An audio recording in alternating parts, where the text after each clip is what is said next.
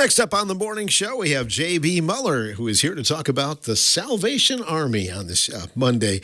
That time of year again, Jay. Yes, it is. I mean, you think about it when you get all done in January, when we do all of our final paperwork and get everything tabulated. You think, well, I got time off and stuff, and all of a sudden, bang, it's right here. It's here. Right. It really never stops, though, does it? No, actually, the thing about it is that a lot of these charities, like Salvation Army, depend on this type of year to build their budget for the whole year. That's what this is, and all of them do the same thing. Food Pantry does the same thing, and so it takes a lot of time to get everything set up and ready to go and stuff. But it just takes a lot. Basically, when I was doing the coordinating. The kettle campaign, I usually started in late October and never finished up until the middle of January. So I was at all this ringing station for quite a long time. And my transfer to Florida never went through, so I think. And this year I'm handing it over to another man named Kevin. And he's going to be doing all the scheduling. I'll still do the monetary part of it, picking up the kettles and depositing with our good friends down at Richland County Bank, who's always taking care of Salvation Army. And so I'm going to step back a little bit and try to stay warm. How many years have you been coordinating? This 7 years. 7 years. 7 years. When I retired, I was retired for about a good 20 minutes when I got a phone call from Kathy Ehorn saying, would you like to do this? And I said, yeah, I will.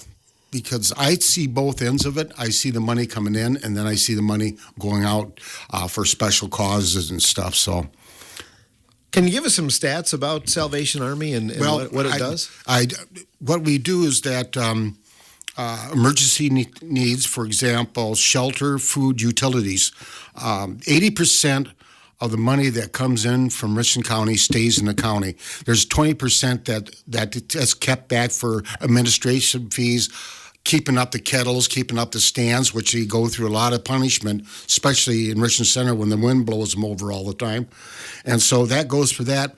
But everything that's collected in this county is our budget for the year.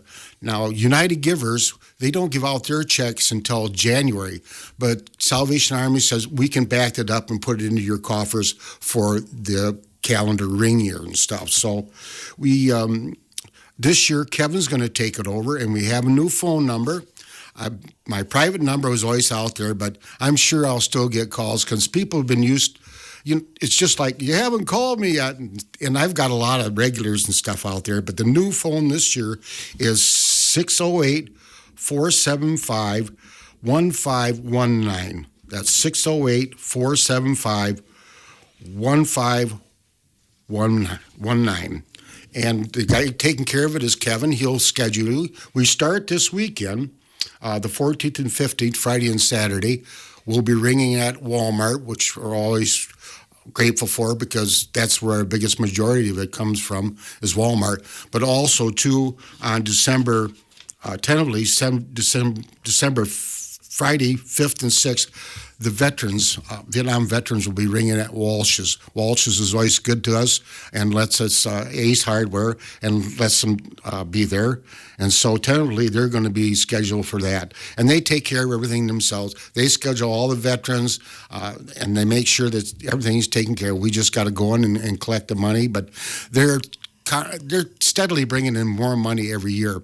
Mr. Darren said today, he said, well, if it gets too cold, they can come inside. And I said, they won't.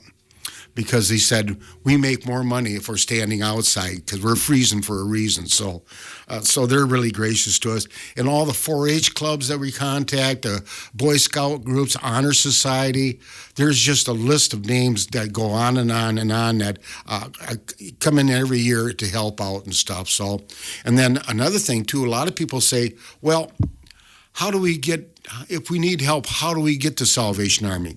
Well, the thing you can do is that you can go down to ADRC, which is Social Services, and they have applications there. We're not affiliated with the government in any way, shape, or form, but that's our instrument to get help to people. And there's an application there. You can turn that in, and then you'll be contacted if there's money that's available for you and how we can help. And So, and the way that this works, I'm going to give you a story. We had a young lady who got sick and she couldn't work and she got behind on a utility bill. And so she came to Salvation Army and we took care of that for her so that she had a little bit, we give you breathing room so that you can get money stored up and get back on your feet. These charities mostly are not a handout, they're a hand up. For example, last time, how all these agencies work together, there was a family displaced in Richland Area by a fire. And Salvation Army came in with some money to help them out, and so did St. Vincent's de Paul. And Bridge of Hope put them in a motel for a couple nights until all the insurances, all the agencies got together to get them back onto their feet. And so that's what we do all the time. And it's just a wonderful organization. I can't say enough how much they contributed to the Richland County when people are in need. And there's another thing, too, that Christy wanted me to mention is that if you would like to belong to our board, which everybody's just knocking down the doors to get on these boards and volunteer, you can call Christy Dewar, who is our representative for, I think it's 8 different counties she represents, at 608-475-9040. That's 608-475-9040. And you can ask her about how you can join our wonderful organization, or else you can ask her how you can donate online, because we're getting more and more to the technical part of it, where we're scheduling people for online to ring the bell, which is convenient because we're in a technology now where I got my phone book the other day. It's only 2 pages long because there's nothing left in it. When I tell people I'm still in the phone book, they go, "What's a phone book?" It's where there's numbers at. So, but I can still, if people get to me and they call me not hearing this information, I'll relay them to Kevin, and Kevin will schedule them up. And usually with the ringing, you can ring for as little as an hour, which is fine, or more than that, whatever you can tolerate. Because I'll say one thing about Walmart: the wind blows down there all the time. It's just, and especially when it comes out of the northwest, that's when it really can be cold. But people are really generous. And then here's the thing that gets me is that I hear this quite a bit. I remember when you helped us, and now we can help you. And here's what gets me is the kids. They don't know what these people are doing out there with this red kettle ringing a bell. And their parents explained it to them and what we do and stuff. And then they come and they put money. And that starts the younger generations and saying, we are blessed, so why don't we bless some other people and stuff? And normally what I'll do sometime with a child, I'll give them the bell and I say, "Give me a little ringy-dingy." And they'll ring, and I look at their parents and go, "I'll be calling her next year." But and you never know what people are going to be down there ringing. We have some that have music and stuff. Matter of fact, one time, I was down at what we call the grocery store side and the pharmacy side. I was down at the grocery side, but up on the other side was the guy had a guitar and the tambourine and everything like that. And this kid goes by and he looks out the window and he goes, "How come you're not singing?" And so I looked at him and went, "Jingle bell, jingle." And so he got out of the truck and gave me a couple bucks to shut me up. So. But very generous people in Richland County. And here's the thing about it is, of all the counties we got, we always rank in the top 5 for people giving. Really? And we're not in a big draw. I mean, we don't ring at Walmart and Yuba because but we've only got one place, but still we place higher than some of the other ones. So we do very, very good here. And that's due to the generosity of all the people of Richland County. And if you get checks, just make sure that you write Richland County on it. Then that way it's credited to Richland County. Because if you're from out of the area, just put Richland County, and that comes directly for us. And another thing too that Salvation Army does is that every week I make a deposit. So that means your check is not going to lay out there. Sometimes I write charities to checks, or checks to charities, and they don't cash them for a long time. This way here, they're cashed within a couple days after receipt, so we get that all taken care of. You can put a check in the red kettle. Yes, you can. You can put a check in there and just make it out to Salvation Army with your name, and then a notation is for Richland County and stuff. So, and there's other things too that I really got to mention, like United Givers.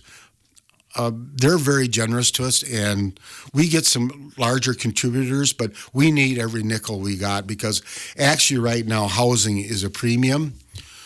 There is a big need for it. Utility bills, heat, and then we can direct into other programs that can help them out, like heat assistance and stuff, and work with the utilities department to let them know that they're trying to.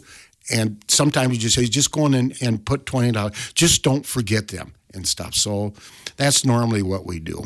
If somebody is looking, I mean, they're in need. You mentioned somebody, maybe they lost a job or that, there's a fire.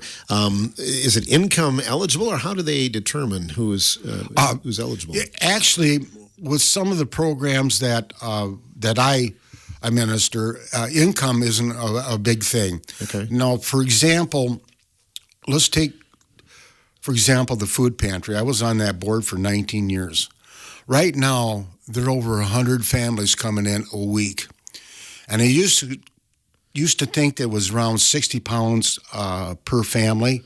So we're looking at about maybe 2-4 tons of food every week. And that number is increasing because of certain programs that have been ended or stalled for a while. And so it catches them in a hard place because they budget their money and stuff like that, but they just get caught. It's just like one lady one time, she was volunteering at the food pantry, and I said, what made you volunteer? She goes, well, my furnace blew up. I got caught a little short, and they helped me get caught up, and so I thought I'd give back. Mm-hmm.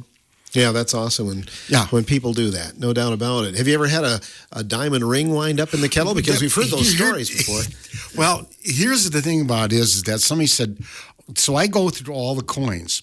And somebody says, why do you do that? And I said, because there's instances where a certain coin has been dropped that's worth a lot more than it. So we take a look at them. The thing that's disappearing a lot is pennies. Oh, sure. I used to get a lot of wheat pennies, but now I very rarely get any of them. But it's getting to be now so there's less change and more dollars and stuff. So, but usually as we go on, we start, like I said, this week in the 14th to 15th. We usually end up in December. And we can ring until the 24th, and that's when Walmart says you're done then, which is fine.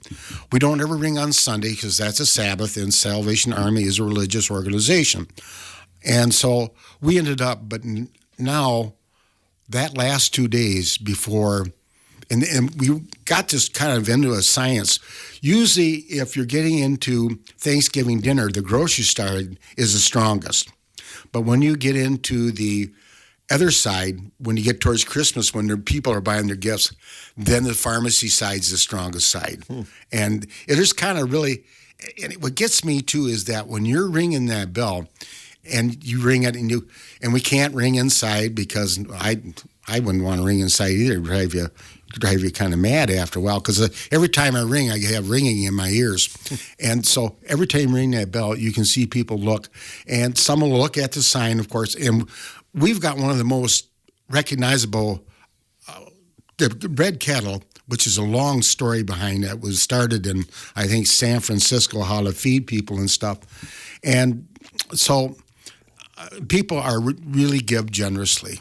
Which week is maybe, when you're making these deposits, is there a week during the season that maybe you generate the most funds for Salvation Army? Yes, there is.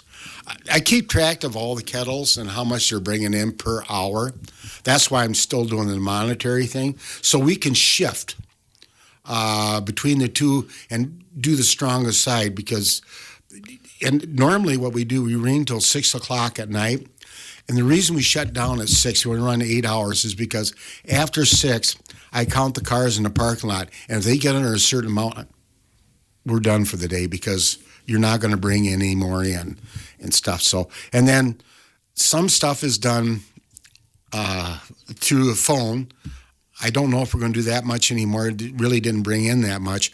And then when everything is said and done, everything is tallied up, and all the checks, and I know I'll receive checks from people that have always sent me every year, and then I'll transfer them and I'll cash them, and then I'll send a copy to Christy Doer. So the Salvation Army has a complete record of everything that comes in, and I keep a tally all the time because there's a certain marks you want to meet. So, but I see it coming in, and I see it go out, and some people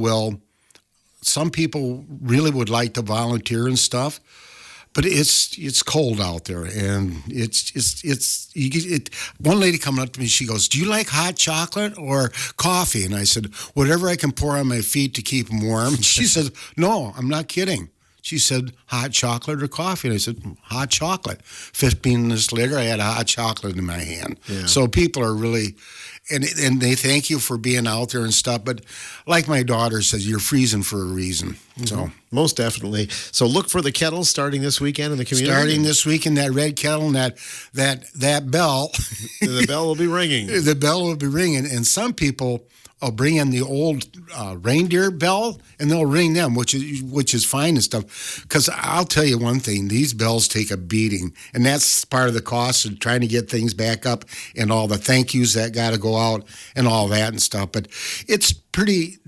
That's 20 cents out of every buck that goes to this county for people in need. Yeah, that's awesome. Thanks for what you do, Jay. Oh, you betcha. Anytime. And good luck with your transition now, kind of giving the reins over a little bit, so to speak. And, I know I'm going to get some. I've had people and I've lost some. Every year I lose some, like some good people like Pat Greeley,